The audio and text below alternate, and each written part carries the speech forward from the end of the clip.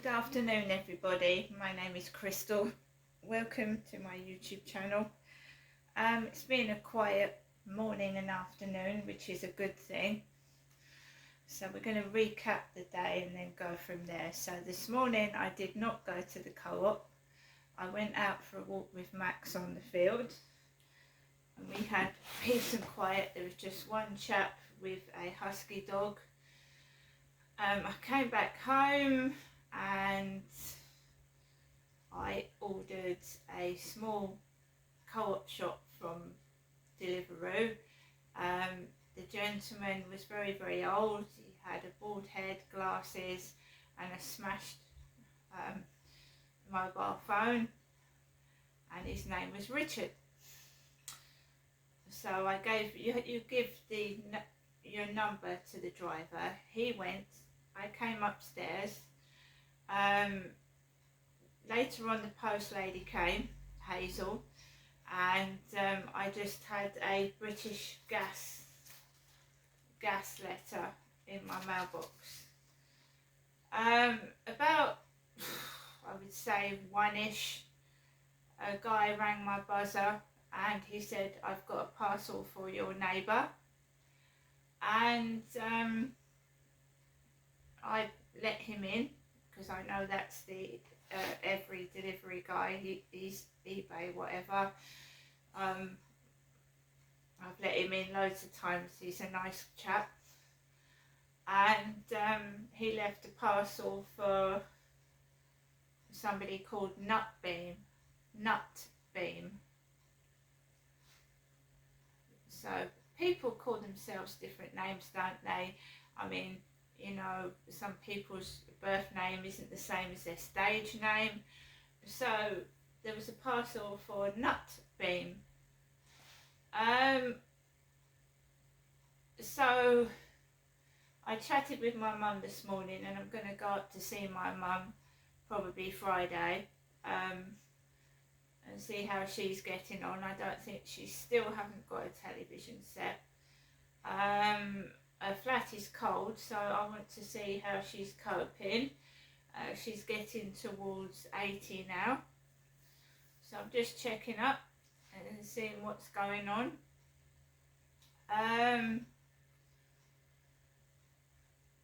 So I've been doing my Polish. Like I said, I'm going to be going into my Polish this afternoon and trying to get a couple of lessons. My concentration was off this morning, so I wasn't able to do that. I've obviously seen to my hair. My hair was pissing me off.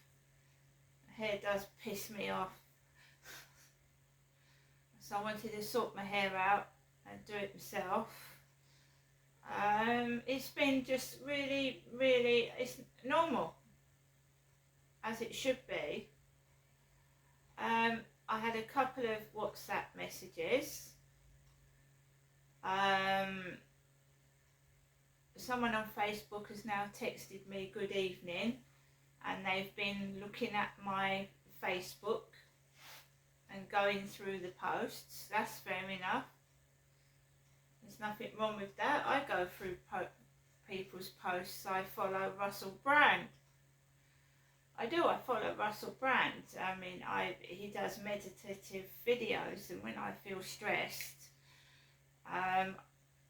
you know, yoga and meditation can help people that suffer from stress. So I try and, you know, meditate. I found this morning very stressful. You know, I'm a person that I don't know. I had kids a long time ago, back in 1996. My goodness, they're nearly in their 30s, and I do know how kids are noisy, messy, scream, shout, and all that. But you know, I'm getting older now, and you know, this morning for me was stressful.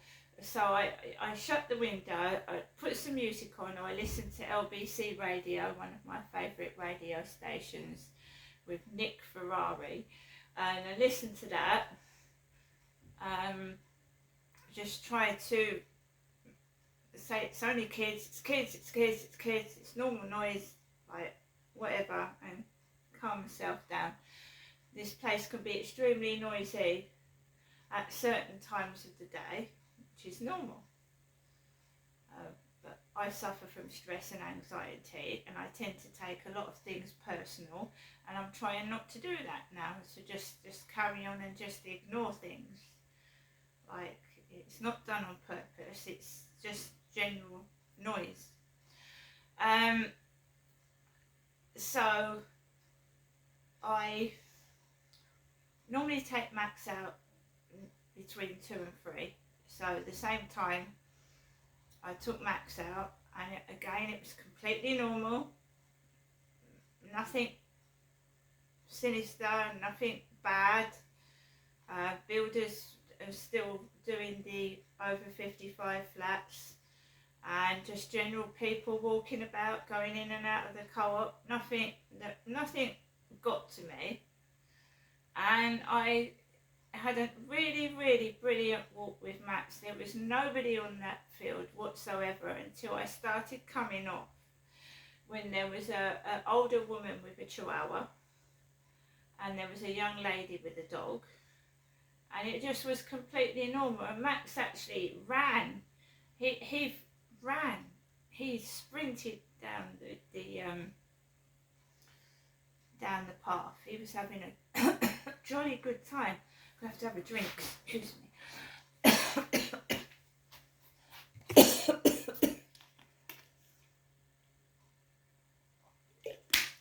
Right, another thing.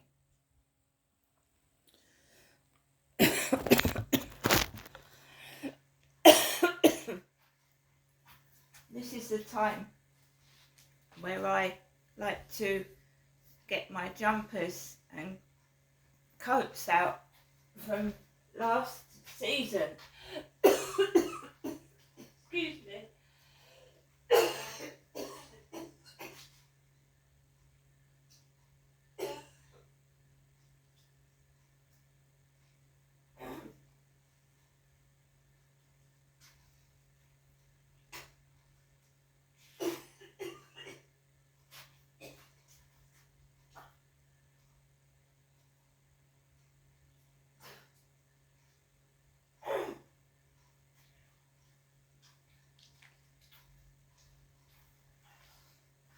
Sorry about that.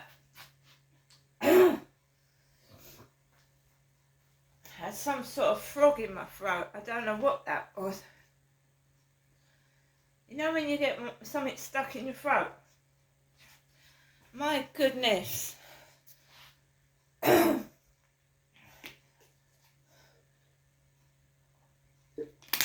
Told you I've been suffering from really, really bad heartburn. I've been suffering from really, really bad heartburn. And one of the things that happens with heartburn is that the food doesn't go down properly. It starts to come back up, and it irritates, and it gets like up in my throat and it tickles my throat. It's like having a ticklish throat. And I get a coughing fit. I sometimes get them in a taxi or in a car or on the train or a bus, and people say to me, "Are you choking?" No, it's acid reflux, heartburn. Comes up in my throat. Anyway, where was I? So it's the time of year where I start to pull out all my old cardigans and jumpers from last year. And this is something I bought either earlier on this year when it was colder, or last year before Christmas, I can't remember. And I like this jacket. It's half white and half black, and the temperature's dropped. It's now 20 degrees when it was 22, 23, and you open the windows and you can feel it's cooler. And I'm a person that doesn't like keeping the central heating on. I feel like I can't breathe sometimes when it gets too hot, so I leave it to the last possible minute when I need to turn the heating on. So I found this this top here with the butterfly on. I like this one. This is like a t-shirt jumper, so that's good. So and my old pajamas, I've got a couple of pairs of warm Mickey Mouse pajamas and Winnie the Pooh pajamas and pajamas, and I've just been going through my clothing for autumn and winter, and no doubt at some point I should be picking up a couple of more like leggings and tops, winter ones. Luckily this place doesn't get too cold. It doesn't. I'm lucky in that respect. It doesn't get freezing cold, because I think people put their heating on that side and above, and like you're boxed in a warm environment. So I don't really get cold in here as such, not until it hits really, you know, like winter with the snow and the ice. But I think we're not getting that weather so much now, are we? Alexa, LBC Radio. LBC London from Global Player.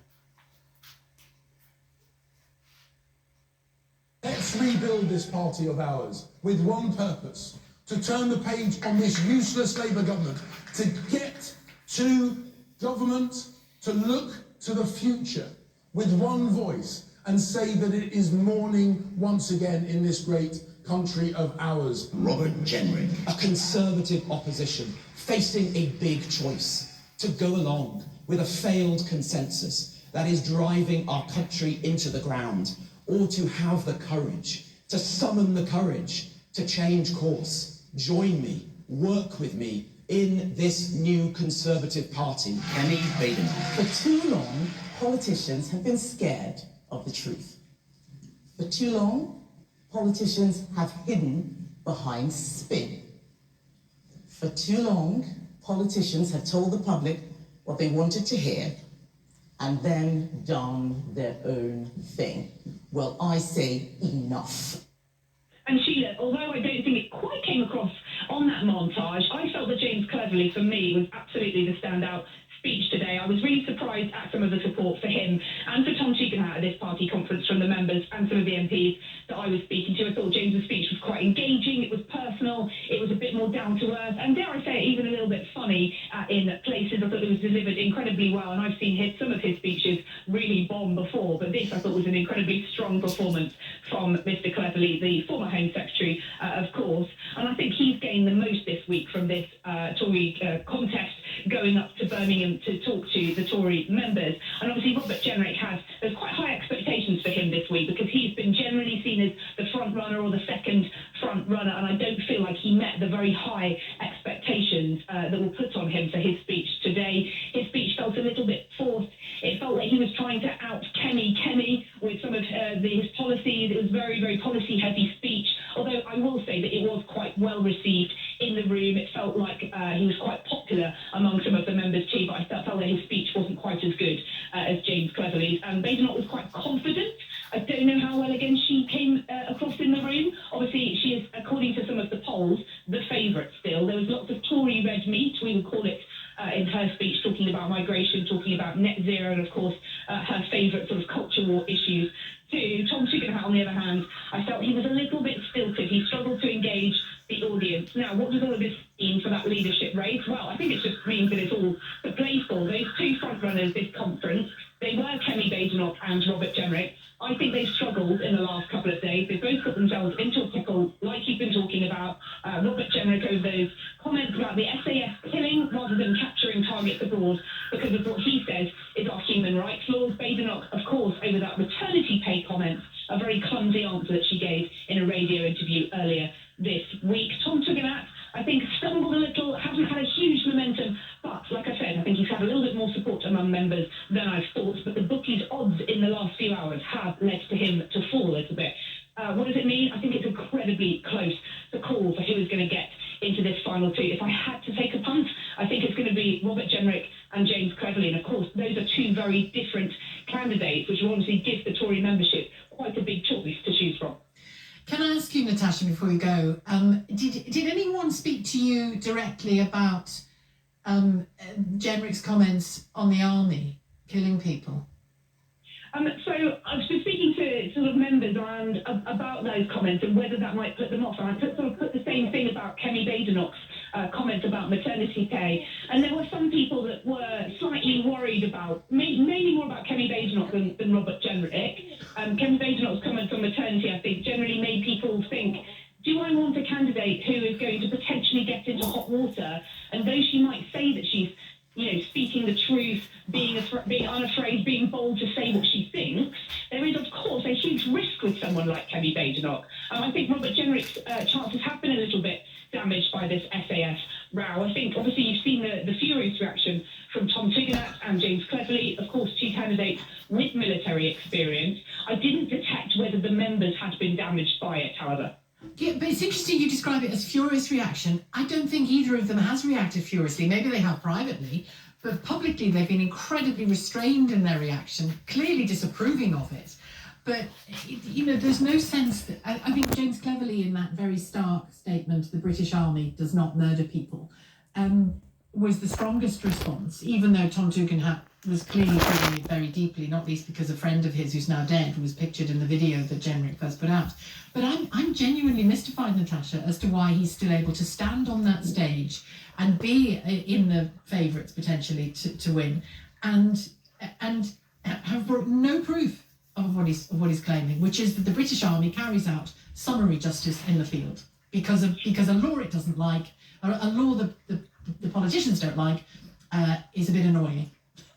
And look, the way that Robert Jenrick described it, it's not true. I was speaking to a source close to Ben Wallace, and of course, Robert Jenrick's campaign based their argument about comments that Ben Wallace, the former Defence Secretary, made a couple of years ago, where he talked about the limits of our human rights laws in making these decisions. However, that source close to Ben Wallace was quite clear. Robert Jenrick has been a little clumsy in what he said, because it is not the SAS that make those decisions when they are in combat. It is the Prime Minister, it is the Defence Secretary, it is people back here in the UK that decide whether to go on that mission or not, that decide whether to take that action or not. It is not our boys and girls on the front line that are making those make or break calls. So he was wrong to say that. He has been incorrect. He has obviously doubled down on what he thought they said, but I think it is incorrect to say what he has done in the way he said it. I think because it's quite a technical issue and a lot of people don't really know the truth about exactly how these operations work, that may be one potential reason why it's not damaged him. You heard those comments from Tom Tugendhat, you mentioned in the video, and I thought he was quite strong on that, but all of the candidates have been very keen to criticise each other, not in a very direct way. Before the campaign began, they all agreed that they were going to not descend into this real huge infighting that we've obviously seen from the Conservative Party. And they made this pact, essentially, not to do so. Yeah, because it's a terrible look. But if one of them says, something that I think that alarming, and appalling if it's true, and can't bring proof for it, I don't know whether... I'm not asking you to reply to that, Natasha, but I don't know why the roof hasn't caved in on him yet. I have no explanation for it. Thank you, Natasha. Natasha Clark, LBC's political editor. Jim has called from Manchester, a former soldier. Hi, Jim. Hi there, you okay? Yes, thanks, yeah.